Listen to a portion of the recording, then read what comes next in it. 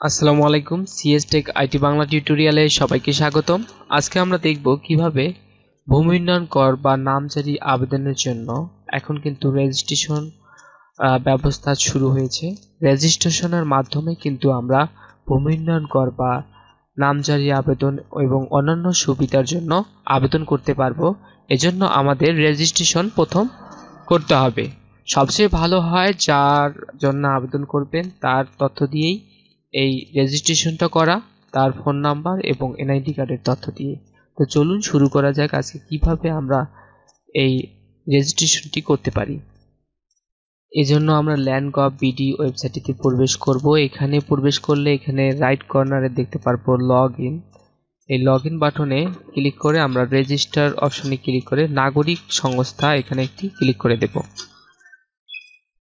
Click করে দিলেই আমাদের সামনে এরকম একটি ইন্টারফেস আসবে। আমরা এখানে আমাদের ফোন নাম্বার এবং ইংরেজিতে এনআইডি কার্ডের নাম অনুযায়ী ইংরেজিতে নামটি দিব এবং ফোন নাম্বারটি দিয়ে এখানে যে ক্যাপচাটি রয়েছে ক্যাপচাটি পূরণ করে সাবমিট যে বাটনটি রয়েছে সাবমিট বাটনে একটি ক্লিক করে দেব। এখানে সাবমিট বাটনটিতে ক্লিক করলে আমাদের সামনে একটি ওটিপি প্যানেল ওপেন হবে।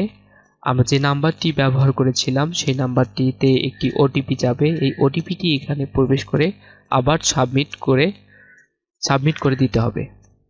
এরপর আমাদের একটি পাসওয়ার্ড সেট করতে হবে। পাসওয়ার্ডটি সেট করার জন্য অবশ্যই 8 ডিজিটের সর্বনিম্ন 8 ডিজিটের সংখ্যা হতে হবে। এই 8 ডিজিটের সংখ্যার মধ্যে ইংরেজি বড় হাতের অক্ষর এবং ছোট হাতের অক্ষর অবশ্যই সংখ্যা থাকতে হবে 1 থেকে 10 এর মধ্যে, এবং কিছু সাংস্কৃতিক চিহ্ন ব্যবহার করতে হবে, যেমন @ কমা ডট গুলো চিহ্ন ব্যবহার করে একটি 8 সংখ্যার পাসওয়ার্ড তৈরি করে পাসওয়ার্ড সেট করতে হবে।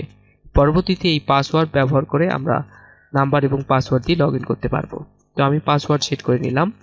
এখন আমরা এখানে প্রোফাইল অংশে প্রবেশ করেছি, কিন্তু এই প্রোফাইল অংশ থেকে আমরা কিন্তু কোনো কিছু করতে পারবো না যতক্ষণ পর্যন্ত না আমরা একটি এনআইডি কার্ড ভেরিফিকেশন করি। এজন্য প্রোফাইলে ক্লিক করব।